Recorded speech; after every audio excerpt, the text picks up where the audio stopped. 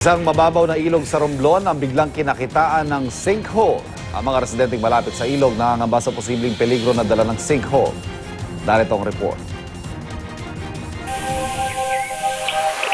Laking gulat ng mga residente ng barangay Gabawan o Diongan, Romblon na madiskubre nilang may butas ang kanilang ilog. Natagal nang likaliligo ng mga bata.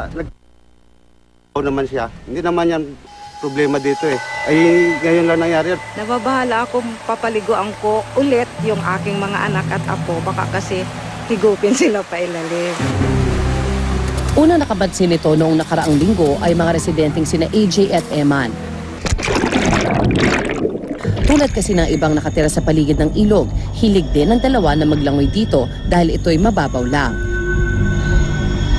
Ngunit ngayon kasama rin sila sa mga nangangamba na baka bigla na lang higupin ang sino mang magtangkang lumangoy sa ilog.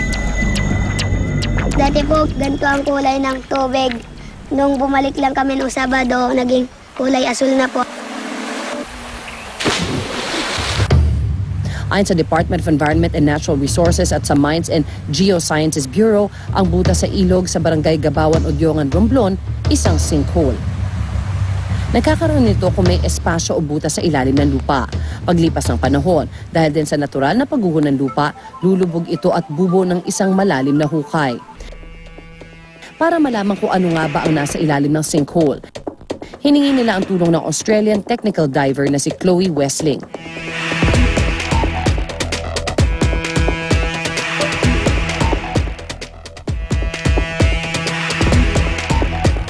.8 meters daw ang lalim ng sinkhole. Nakitaan ito ng malalaking tipak ng clay at mga bato. I'm also a technical and a cave diver. All I can say is when I was there, I didn't see any additional movement. Sometimes the sinkholes can expand and get bigger, but while I was there, I didn't see any of that. Habang patuloy na pinag-aaralan, payo ng mga otoridad sa mga residente na huwag munang lumapit at lumangoy dito para na rin sa kanilang kaligtasan. Sa may San Agustin, Romblon naman, higit na malaki at malalim na sinkhole ang matatagpuan. Ngunit imbes na iwasan, sinasadya pa raw ito ng karamihan. Makikita ito sa paanan ng Gorda Point Lighthouse.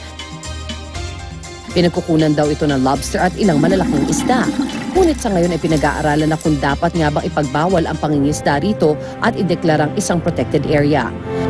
Minsan talaga ang kalikasan gumagawa ng hiwaga upang lalo tayong mamangha.